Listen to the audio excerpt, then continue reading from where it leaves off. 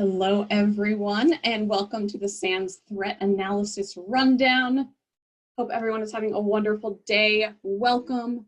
This is your first time. This is a monthly broadcast focused on threats. My name is Katie Nichols. I'm an instructor for SANS for the Cyber Threat Intelligence class, also Director of Intelligence at Red Canary, and I'll be joined in just a few minutes by Tyrone E. Wilson of Cover 6 Solutions.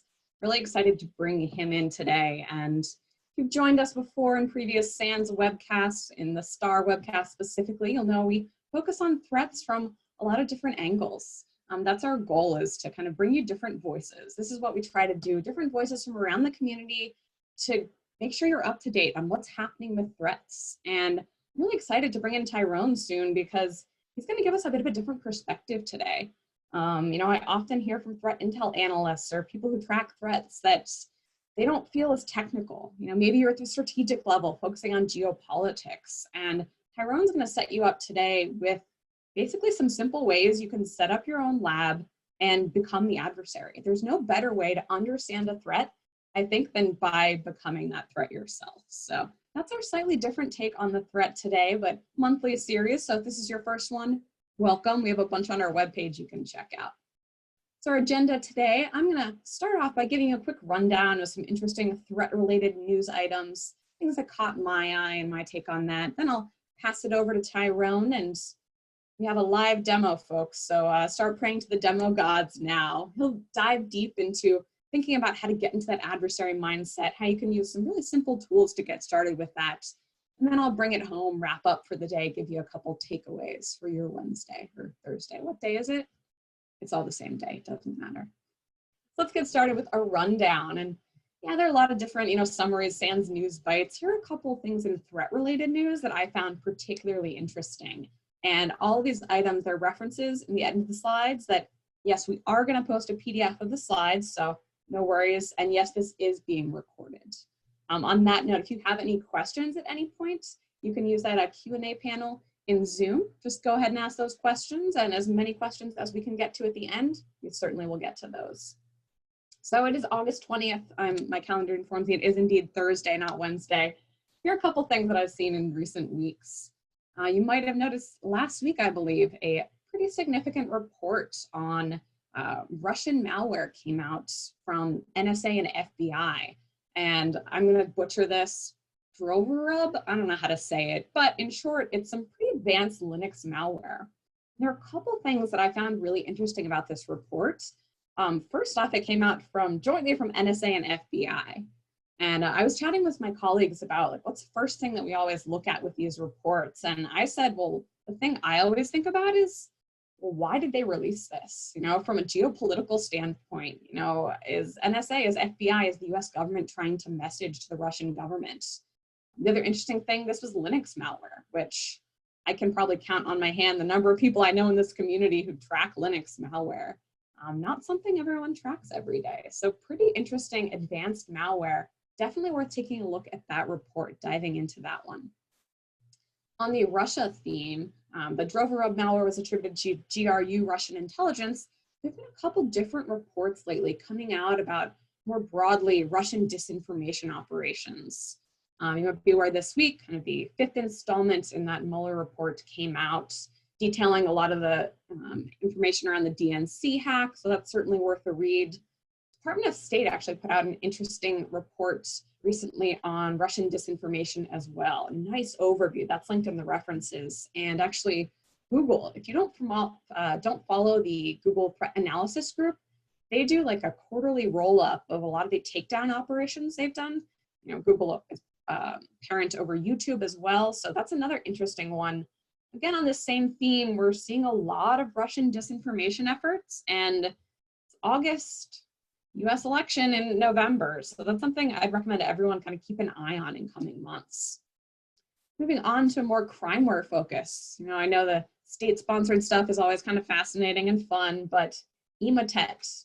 Big news this week came out that actually for months, defenders had been sharing a kill switch for the malware Emotet, that essentially if you put this on a machine, Emotet wouldn't fire. It was exploiting a vulnerability in Emotet. So that was pretty interesting news, came out this week. On the Emotet front, also Emotet is back. You hadn't noticed that. Emotet is one of those interesting families that they'll often kind of go in waves. And though they didn't necessarily go away completely, you know, from April to July timeframe, they were definitely a little quieter, but they're certainly back. And I advise everyone, even if the state-sponsored stuff is maybe more fun for you, criminally focused actors, adversaries, malware like Emotet, incredibly important and affects a lot of organizations. So make sure you're checking for Emotet. Lots of great people on Twitter who give tips on that. And last but not least, I wanted to draw your attention to a new framework out of MITRE. You've probably heard of MITRE ATT&CK, which is sort of an adversary-focused framework of different behaviors. But you might not be familiar. There's a new framework out that focuses a lot on active defense and deception called MITRE SHIELD. So it might be interesting as sort of the defensive response to attack, which is more of an adversary focus. I wanted to call that out. You know, I previously worked at MITRE on attack, and slightly different team and different focus, but for any defenders, worth checking out, might be of interest to you. So there's a rundown. Again, not everything in the news, but a couple things that I found pretty interesting in this month of August. And with that, I will stop sharing my screen. We'll do the screen share switcheroo. I'm going to hand things over to Tyrone E. Wilson. I am so excited to have Tyrone here. He's the founder and president of Cover6 Solutions. I'll let him tell you all more about himself, but he is awesome. He does so much in the community. He founded this company. He has a side gig, I believe, as the director of cybersecurity. He organizes one of the biggest groups in the nation, a ton, thousands, 100,000 of people who are, you know, part of DC Cyber Professionals Group. He is at B-Sides, different conferences, sharing knowledge. And so I'm so excited to welcome Tyrone. Tyrone, take it away.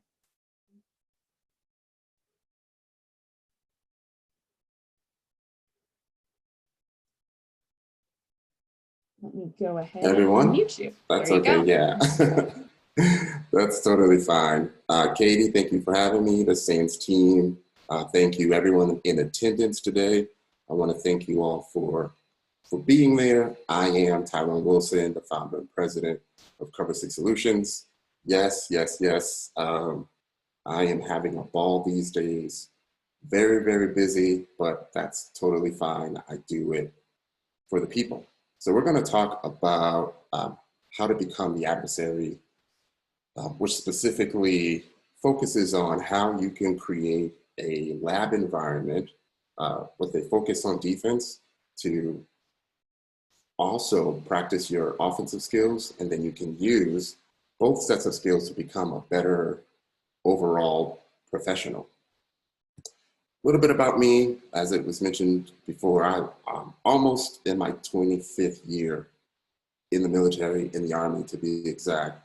I was fortunate enough to be a part of some really great units where the focus was either network defense for, you know, all of the Army, done that for 2 deployments in Iraq.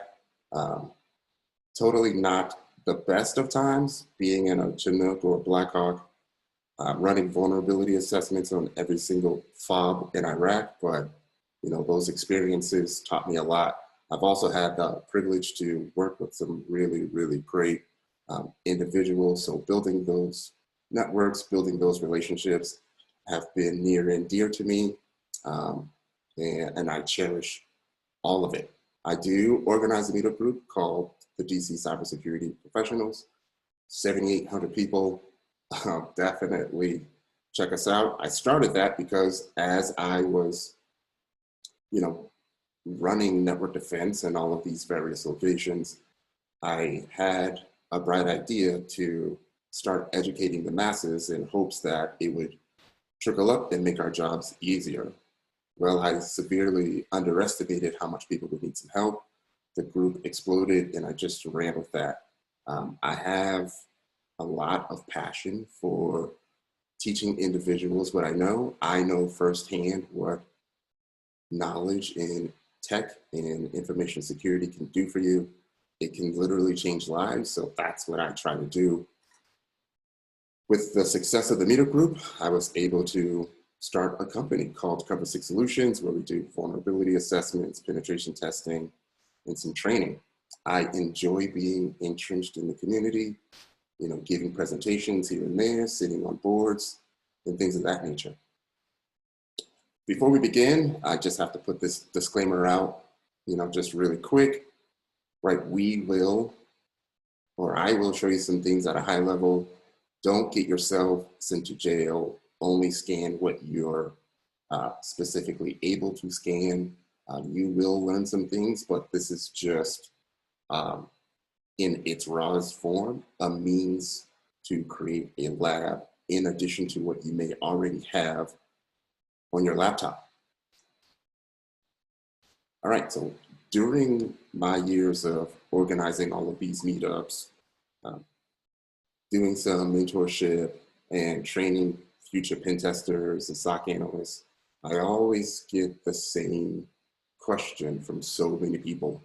And that question is, how do I get hands-on experience, right? There's this problem that I want to try to solve to where people will come up to me and say, I can't get a job because I don't have experience, but I can't get experience because I don't have a job. Well, I am trying to always identify ways to solve a problem. This is one of those ways. So once I show you this, once you see this, like you literally have no more excuse anymore. It's time to go get it. And by go get it, right, one of the frameworks, and I feel like everyone should have some type of framework or testing methodology that they like to go by. One of my favorites is the PTES, or the Penetration Testing Execution Standard.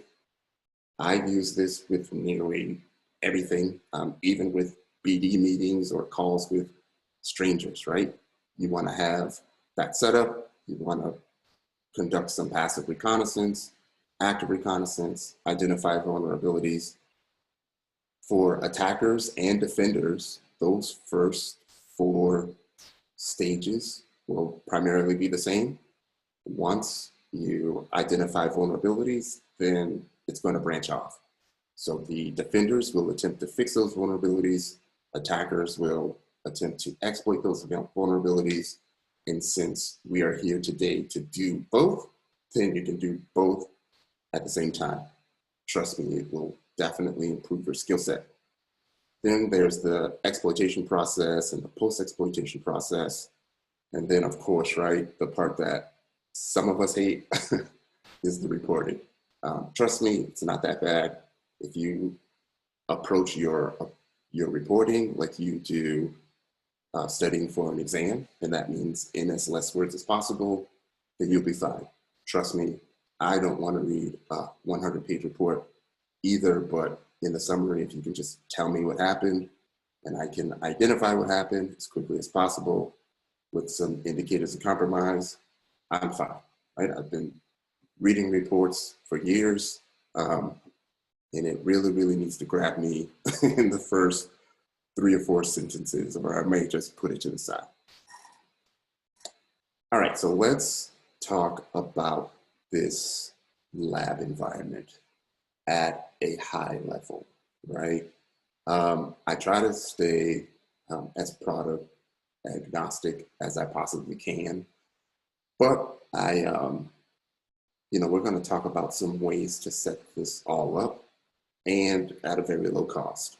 Normally, if you have been following any of my presentations before, I normally talk about how you can set up a lab environment with just your laptop, right? You get a hypervisor of your choice, normally VMware Fusion or VirtualBox or something like that. And then you would install some additional virtual machines, primarily an attack machine. And then there's a machine that you are attacking, most likely Metasploitable 2, or you could have your custom Windows 7 or custom Ubuntu machine. All of that is totally free, right? So even if you don't want to pay the money that we're talking about, that we will talk about today, you can still do just about everything here with just a laptop. The one thing that I didn't mention is the network monitoring and the intrusion detection piece, right? For that, we're going to focus on a tool called Security Onion. Doug Bergs and the team at Security Onion do a really great job of keeping the tool up to date. There is a newer version out, the Security Onion 2.0. We're not going to talk about 2.0 tonight because I haven't had a chance to evaluate it just yet with my busy schedule. But if you go to the GitHub page on Security Onion, you'll see the latest ISO there. I think it's 1.16.04. So you can also do it on your laptop. But the focus today is on how we can do this with DigitalOcean. On the right-hand side of the slide right here, it's just a quick script along with some instructions on how to get everything set up. And it takes a good 20 minutes or so. If you happen to run into any issues, I am a fan of you having issues because that's how you learn. And you can learn what some of the troubleshooting techniques are, right? You can do this locally, but having this on the cloud allows you to really expand the amount of resources and hard drive space that you will need. Some additional cloud platforms out there that are really good are AWS, of course, Google Compute, and Microsoft Azure. So to get everything started, after you run this setup script, if anyone has ever used DigitalOcean before, there is a user data portion after you create your droplet. You just add this script to the droplet, and then upon creation, I think it takes about a couple minutes or so, Security Onion will be installed for you. At that point, you know, since you're familiar with snapshots, you want to create a snapshot so you don't have to run this script again. And then now you can just always use that image in case you need to keep going with another droplet. Another thing about me is that I have a teach you, show you, involve you style. So the very first time that I introduce it to you, it's just me talking about it. Then I'll provide a demo, which is the show you. And then the involve you is me expecting you to at least attempt what I just showed you. And then if you happen to have any issues, I want you to try to learn how to work through those issues, right? Either through research or asking someone. Give it a shot on your own,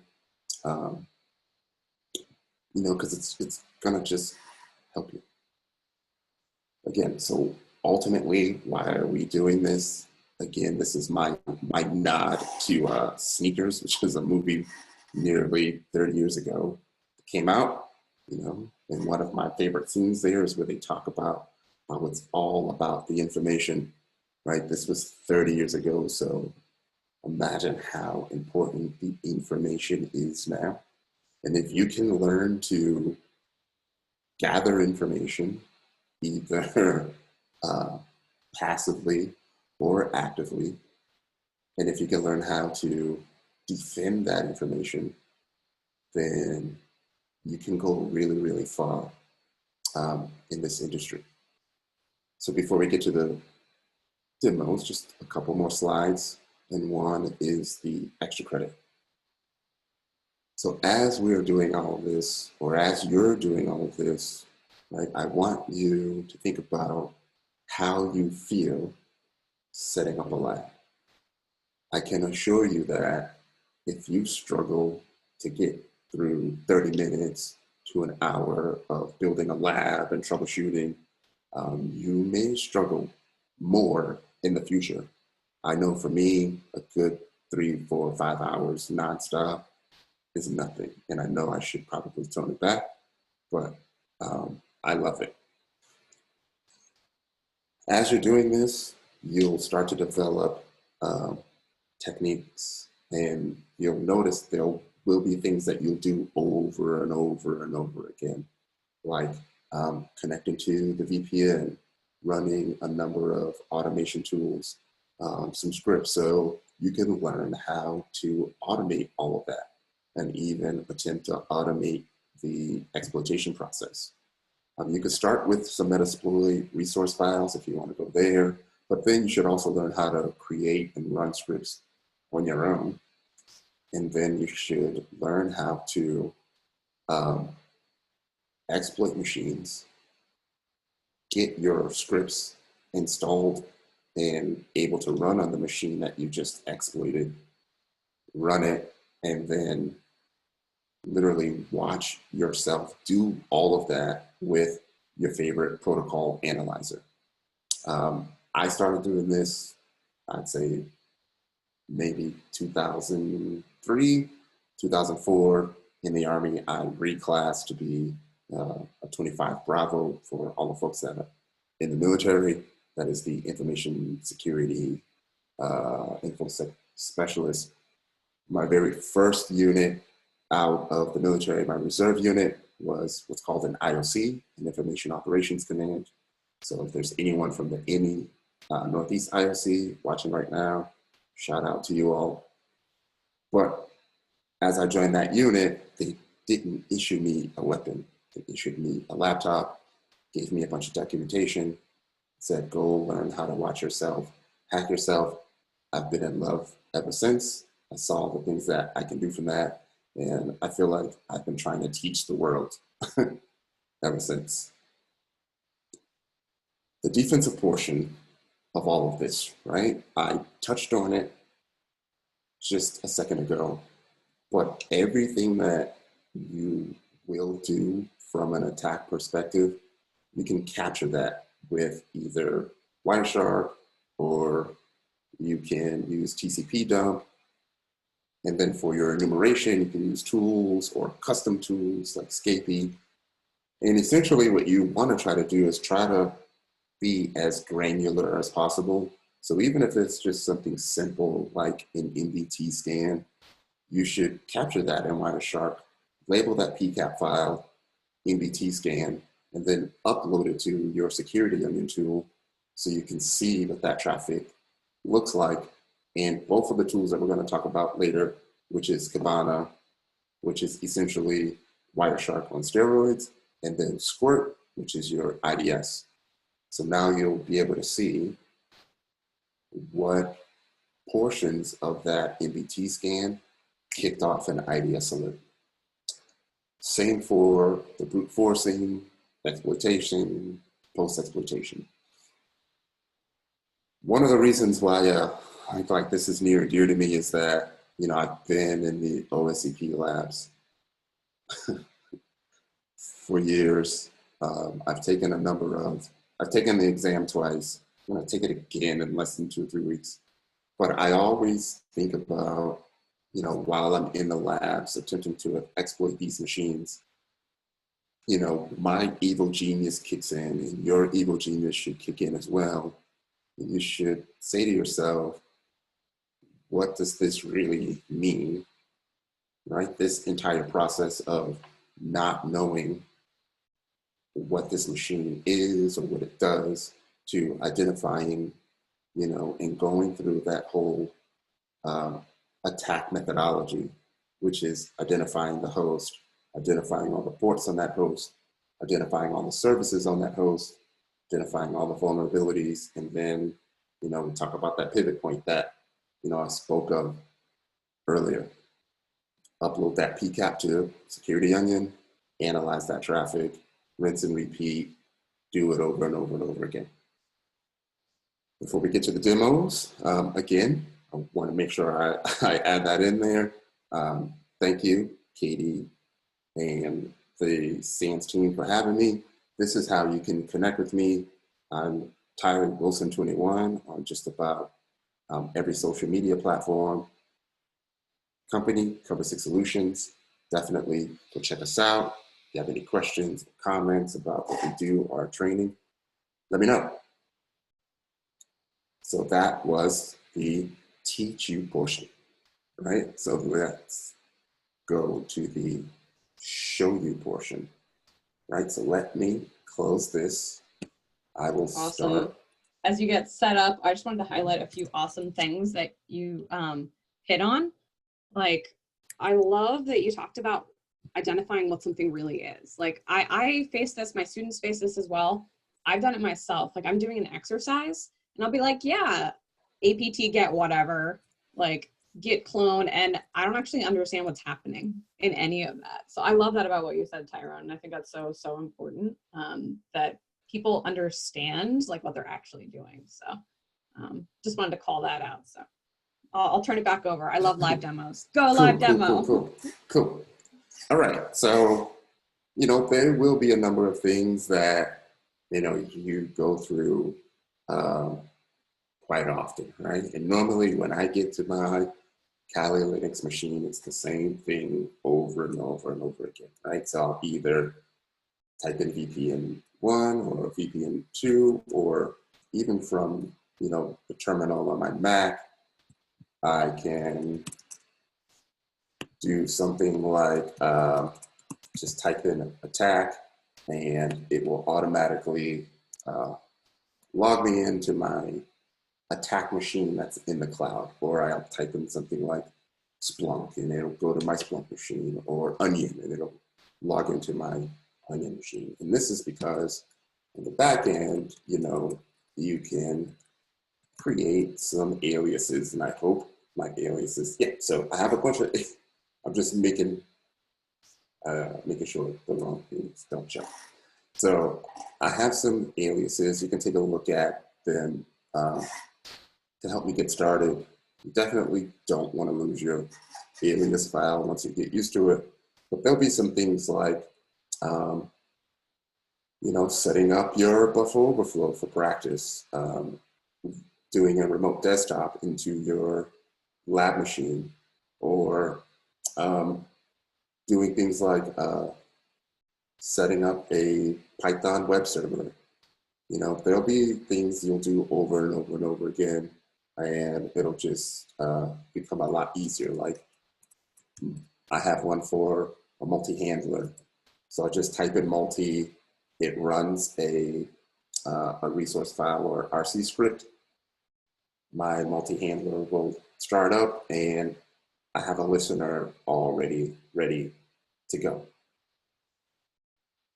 So as you start to create these aliases, it's going to end up saving you time as you start to do this over and over and over again.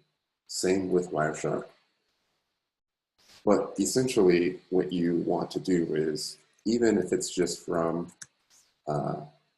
your local machine, you will want to run Wireshark, create a capture filter in Wireshark, and have this capture filter only capture the traffic from one host to another host, which is your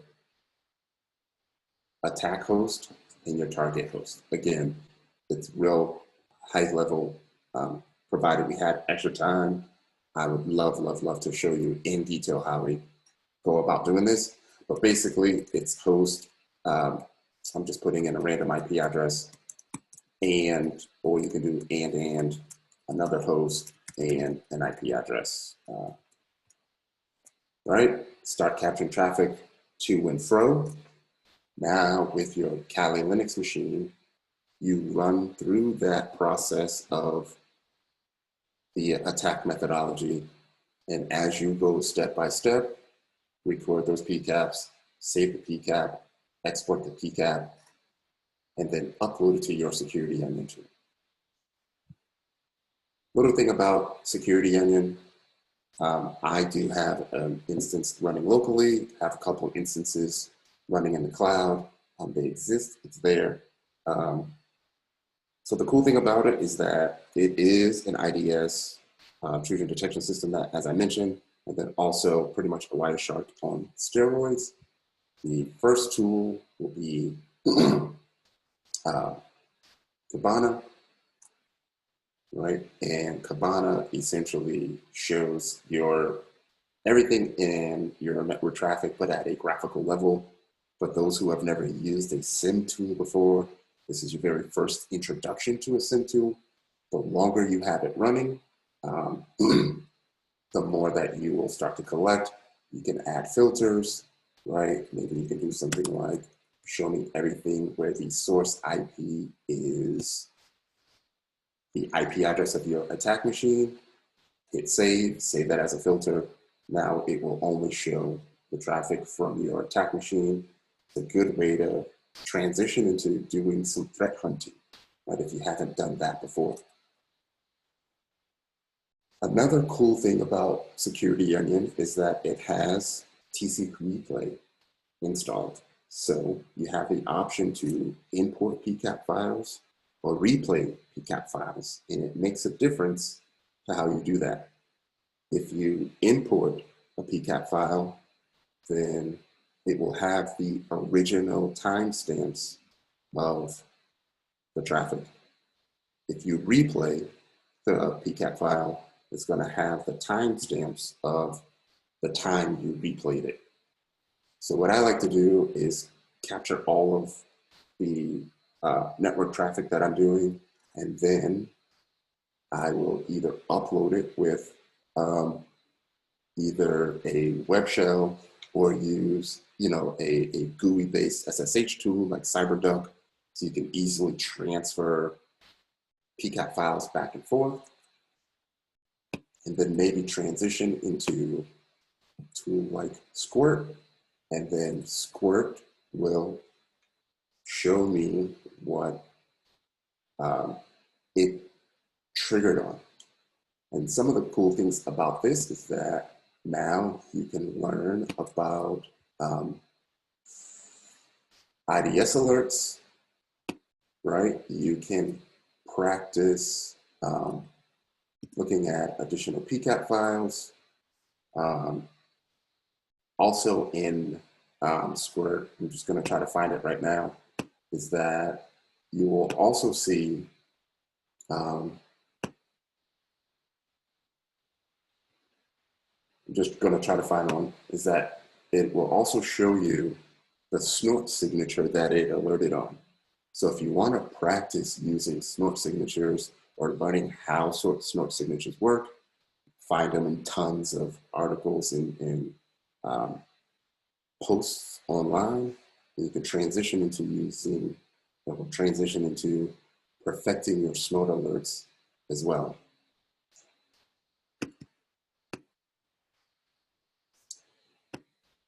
So to wrap it all up, to show you that process, we normally start with an NVT scan of your environment.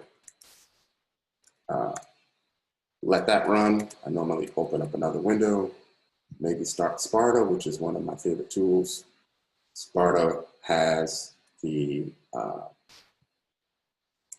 just putting in random IP addresses right now.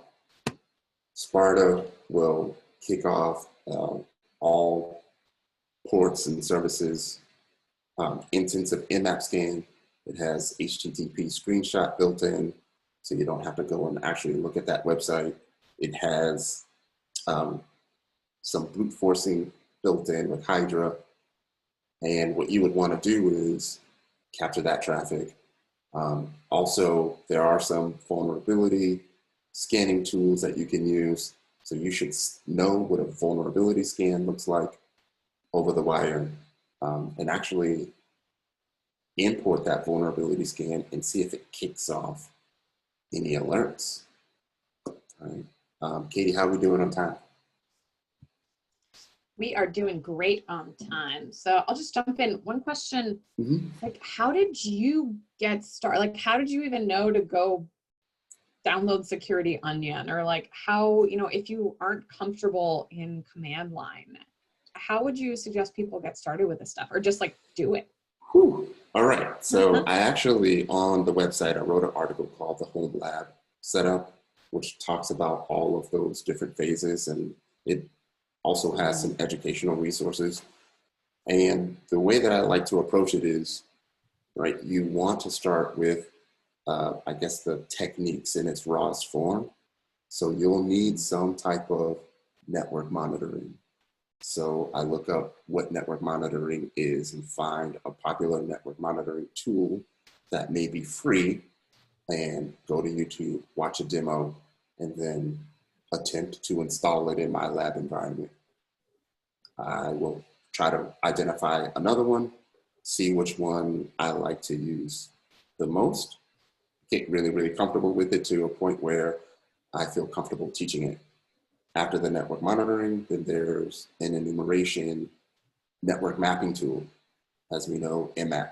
So I watch videos on IMAP, learn how to use IMAP to a point where I want to teach it. But then, you know, I kind of learn towards the attack methodology that we just talked about. How do I use IMAP to only find just the host? How do I use IMAP to only scan ports? How do I use IMAP to find vulnerabilities? How do I use IMAP to find service versions? Perfect that until it becomes easy. So now when you go to type in IMAP-v-svc-p-on a target, right? None of that is confusing to you because that's something that you do all the time. Yeah. So we had someone pop into Sure. chat. It looks like you might have done NBST scan instead of Yeah. I noticed that. I was rushing through it. Oh, it's NBT scan. You did that on purpose, and our eagle-eyed attendees caught it. But yeah. I mean, that's realistic. Like I typo commands like every 10 minutes, right? And then like part of learning is like, oops, I typoed. Why isn't this running? Troubleshooting that process. Yeah. So or I could something just you learn. Use an alias with one of my other favorite tools, auto recon, and then auto recon will just. Any other questions? Let's see. We got one. Let's see. So if everyone can post in the Q&A, that's awesome. But I'll try to get the chat too. Lots of questions coming in. This is awesome. So one question is if you have a set of like adversary simulation techniques that you use to test defenses, learn SIM. So on the adversary simulation or maybe emulation side, anything there? I got one too, but I'll let you go. I know what you're going to say. You know what I'm going to say. You know where I was, right? Yeah, so I was going to actually segue that for you, right? So there is a framework out there where you can learn about the different types of attacker techniques that are out there. And then you can either learn to emulate those on your own, or you can find a company that specializes in that and may already have something that can help you with that. Katie, would you know anything about that? No, absolutely. So yeah, I was going to recommend, so I work for Red Canary, as I mentioned, and my teammates have an awesome open source tool called Atomic Red Team. That's like tiny little tests you can get started with. You know, I like as an Intel analyst defender, like I wrote about techniques like run DLL32 and all these lull bins.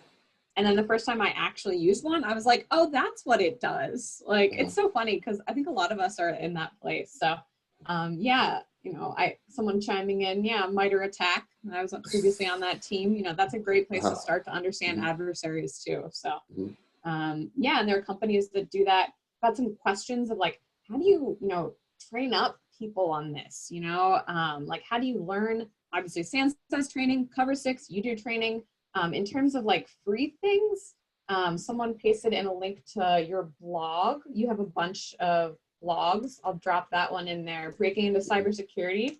Are there any other resources you recommend? We'll have all your slides with those references, but any key references or resources you'd recommend that are free that people can teach themselves? I'll probably just start at the top right now. IPSEC on YouTube. It's an amazing resource. What he does is he records himself hacking into retired Hack the Box machines. Some of them go from really easy to very, very complicated. So I literally watch a video almost every morning and then a video before I go to sleep. Not necessarily to learn the techniques, but primarily to learn the thought process that he has as he starts to identify, you know, vulnerabilities and ways to attack different platforms and different pieces of software. Let me stop this game. Nice. I think I just dropped the Yep, I think I just dropped the IPSec reference in YouTube in there. And what I'm also going to do, if for you all at home who are like, oh, there's so many good resources, I'll put those all in the slides that I'll make sure those are all in the slides for you all. Yeah, so that was that link in YouTube. Yeah, so I was in the chat. There are a bunch of resources. Like I said, I was trying to stay product agnostic, but there are tons. NahamSec, IPSec, Cyber Mentor, Cyber, Udemy, try Hack Me, right? Anything where you can get some hands-on experience, that is definitely the route to go. Yeah, and there's a great comment that came in, like from someone who mentors a lot of junior people, newer people to the fields, like putting this on your resume, right? Under experience. You know, you mentioned, how do you get into this field? How do you get started? How do you get an entry-level job if you don't have a security job already? And yeah, someone in chat recommended putting this under professional development. So, yes, you know, like writing about how you created your home lab and you attacked yourself and monitor that in Wireshark, and then being able to answer questions, right? So have you done that at all? Is it something you advise people to do? Yes, so one of my number one resources, especially on the defensive side, Brad Duncan, the Malware Traffic Analysis website. Yeah. An amazing resource. Even if you're following malware_traffic on Twitter, almost every day Brad will put out something related to how you can use Wireshark to analyze malware. Yeah, I just dropped that. He's awesome. Which leads us to, in Security Onion, there are already pre-made PCAP files that you can analyze in replay.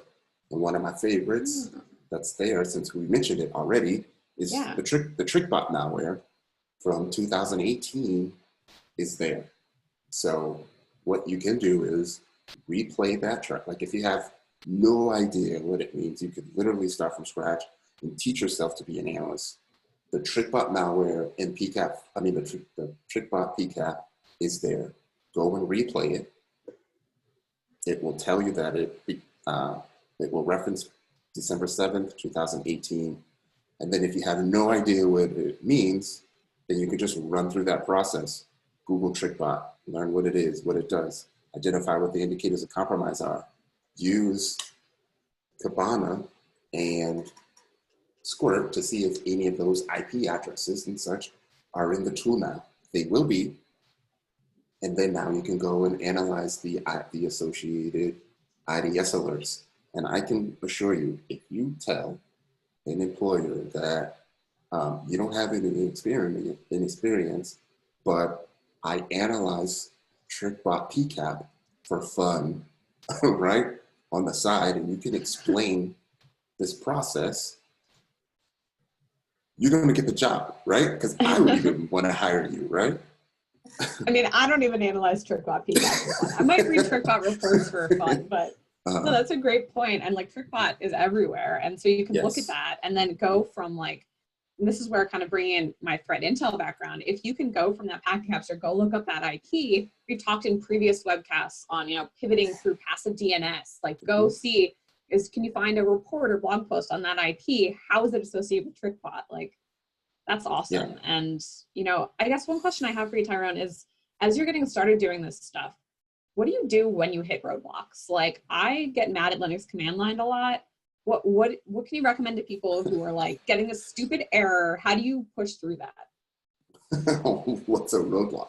No, I'm just joking. No, it's all roadblocks some days, right? I listened to, you know, Eric Thomas, the motivational speaker, and he talks about like your journey as like a pregnancy, right? Like it's going to be hard sometimes. It's going to hurt, but keep pushing, right? Mm-hmm. You have something building up inside of you that's going to be great as long as you keep pushing, right? The outcome of that is going to be amazing, something that you can look back on for years and years and years to come. So either find a mentor who may or may know some additional details about that. Whatever you're looking for, if you were to just put that word in hashtag that in Twitter, I'm sure you can go and find people talking about that for years and years, right? So I mean, I the do that. resources there. Hashtag Emotet. I Yeah, do it hashtag now. Emotet gives me everything. Yeah, I do it Just to now. follow up, who was the motivational speaker that you mentioned? Eric Thomas. He's the one that you may have known him from You Have to Want It More Than You Want to Breathe. You want to be successful more than you want to breathe. Nice. All right. I just dropped a link to Eric Thomas in the chat. Good questions. So many things to dive into. Everyone has questions. This is so much fun. This is Keep the good. questions I coming. actually love questions. I love them. Excellent. So we got one. You mentioned trying to be product agnostic, but let's be honest, there are products out there. So one question, have you ever considered using Splunk in a lab environment? Have you used that? It has some cool dashboards. Maybe it's a little easier. What are your thoughts? Like, I know Splunk has a free version, right? Have you used Splunk versus like the Elk Stack, which is sort of another SEM-like tool that you mentioned, Kibana? Of course. So we actually do have a Splunk server up, splunk.cover6.training. And it's just a little treat that I do for the students in my SOC analyst class. You know, I kind of foot the bill for this server, and I'll give them an account on there, add them as a user so they can learn how to use Splunk on their own. Nice. Splunk University has some free resources that will teach you how to use Splunk. And then we also have the Splunk Boss of the SOC 2.0 set up there, which is a Splunk capture the flag environment that I set up for whoever wants it. Splunk 3.0 just came out, but I haven't set it up yet. And if anyone goes to the Splunk site, yes, I know my license. My developer license has just expired. I think yesterday too, so of course. it's cool.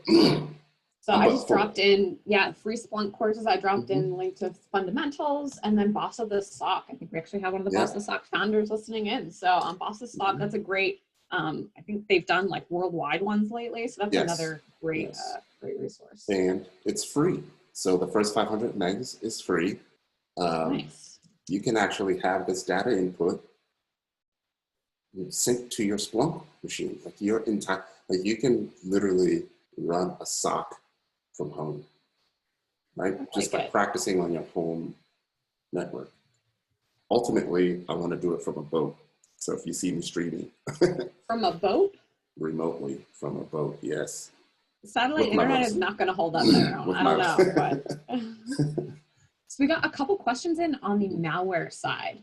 So I'm dropping a link in. Someone asked, like, where do I get malware samples? I know there's a GitHub site called the Zoo that has a whole bunch. So caveat, these are malicious. It's malware. If you have that link. It is malware. But are there any other malware sources that you like? You mentioned malware traffic analysis. Yeah. Others. I can't remember the book right now, but it was really good.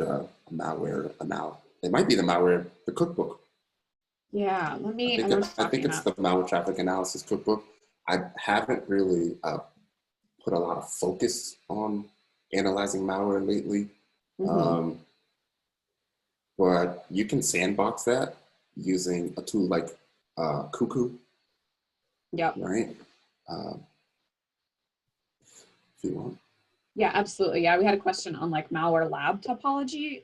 So Cuckoo is a great resource if you're getting started with malware analysis. Yeah. Cuckoo, free sandbox. Yeah. And we should, as we're talking about malware, like VirusTotal is a great resource to search, but please don't upload your malware into VirusTotal because then everyone can see it, including adversaries. But that's a rant for another day. But in terms of setting up a lab, like you could just set up a VM, put your malware in a VM, right?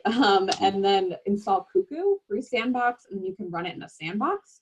Download some things from the Zoo, run the malware. Maybe you do it in Security Onion so you can kind of watch your Wireshark traffic too. That'd be kind of fun. So yeah, malware, we could do a whole nother webcast on malware, but a few tips there.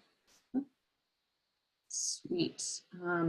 Let's see. So talking about pen testing training. So you mentioned OSCP. Could you tell us a little bit about like what kind of pen testing training, how do you feel like you best learn pen testing or red teaming?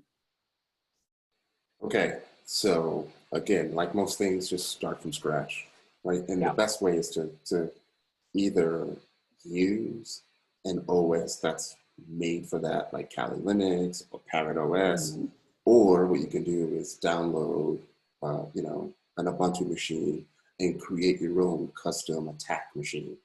Then you'll want to get something like Metasploitable 2 or Metasploitable 3 that you can install right on your laptop to start attacking that machine. There are also resources online at, you know, Hack the Box, VulnHub, that have resources that you can download and start attacking.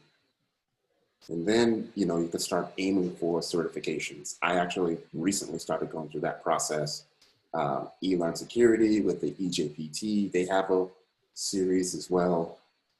What's today, the 20th? So on the 27th, I'll be taking the CEH Practical. And this is all in as a means to assess my skills for the OSCP, the Offensive Security Certified Professional exam, which, you know, there's some debate on whether it's a beginner level pen testing certification or not. In all honesty, to be real with everyone, I would say it is, right? I would honestly say there's so much that you need to know to be a really good pen tester. And I feel like the OSCP, although difficult for those that are new to the industry, it is very, very crucial to have a really good understanding of all the techniques that they would teach you there. Yeah, I've heard from a bunch of people, you know, that just studying for OSCP is like a learning experience in and of itself. Like, even if you don't get the certification, and I have talked to so many amazing people who have not passed it. Yeah, and like, it's so hard, right? I have not taken it, not my thing, but you know, I think just the like process, like you've shown today, like set up Kali, like try some scanning, see what it looks like. Yeah, absolutely. And honestly, it was one of the best things I ever did, just to, you know, after years of being in the labs. Just recently, I was able to clear my schedule, buckle down. So from sun up to sundown, basically midnight, you know, I'm in the OSCP labs. It will totally make you a better defender as well. Yeah, absolutely. I agree that and with that. And yeah, it's really, it can be tough, that initial like, oh God, like I've never used Linux before, you know, I'm used to a GUI. I'm not used to the command line, but I think getting over that, like, and just little by little, you know, the other day I was trying to code something and I didn't know how to do it. And I got the error and I Googled it and I looked at Stack Overflow and someone said, great, you copied and pasted something from Stack Overflow, you're a real coder now. Like we all, I think it's this learning process of like trying something, it failed, learn it. Right. So, right. Absolutely. I did put a lot of resources on the home lab setup article on the website. So Linux Survival is a really good option to learn Linux if you just want to just start from scratch. Awesome. I will make sure, and like we've had shared so many links, I'm copying and pasting those, and we'll put those out in the PDF for everyone. And thank you all. This audience is awesome. Like you all are just sharing things with each other. So best audience ever. Yes. So we had a question come in sort of on the more technical side. So how do you find the IP of a specific machine on a LAN? Like for example, the computer on someone's LAN at home is one of many. And the public IP address might be different due to NAT. How do you go about that? Like, how do you find a specific IP on a LAN? Do you have a tool or just like, is it on command line? Any thoughts there? So on my home network, I mean, there's quite a few tools that I run. One of my favorites, because I'm running a Mac, is called IP Scanner Pro. And what that is it will just constantly, you know, send probes out on my network to let me know what devices are connected to my laptop. I talk about how to set up your router at home. So you should statically assign all of your devices. My range is from 0 through 99. I statically assign all of my home devices there. .101 through 199 is my guest network. I do that by design. So if anyone joins my network, they'll get an IP address of .101. So if I'm looking through Wireshark and I see an IP address of .107, I know that there's 7 guests on my network. I start with 101 by design. If I'm home alone, I know that I should never see a .100 anything, because I statically assigned everything. And then for my lab, it's 200 and above. But what I do is I spend the time, I go in, I have a custom MAC address scheme that I like, 0690565116. And then the last 3 digits is the IP address. So I go and do that from 54 times, so 200 to 54. I go and manually input that into my router. So when I need to create a virtual machine for my lab, only thing I have to do is assign it a MAC address. And I already know what IP address it's going to get because I took the time to enter those settings into my router. Nice. So statically assigning, so you're very organized. It's kind of funny because organization doesn't seem that exciting, but if you're organized and you know exactly what IPs, also in terms of security, what should be on your network and what shouldn't, like that's an awesome approach. So good advice there. Excellent. All right, we are coming up. Anything last you wanted to show in your demo Tyrone, before we switch back and I wrap things up? Not necessarily to show, but maybe just some words of advice, some words of encouragement to everyone. You know, like you can be whatever you want in this industry. Like I've seen it. You put forth the time and the effort, right? You can do it. Have confidence in yourself, right? You have to believe it first before anyone else can believe it. You know, just having this conversation with you right now, doing a SANS webcast was like a goal of mine. Probably would have never considered that as someone that was new to the industry many moons ago, you know, so just be like, it can happen, right? So just push through all that. And if anyone wants to like chat it up, geek it out, go over, you know, different strategies, you know, my DMs are always open. I'll always be here to help however I can. That's awesome. What a great note to finish on. Thank you so much, Tyrone. This has been my favorite webcast so far because it's been so interactive. And honestly, my pleasure to have you and SANS' pleasure to have you here. So let's start to wrap up because we are almost at the top of the hour. It's been a fun hour. Just to reiterate what Tyrone just said, don't get intimidated by this stuff. You know, we all make mistakes. I make mistakes all the time, especially if you're maybe like on the intel side or you're newer to this field. Don't get intimidated. Just dive in, try something.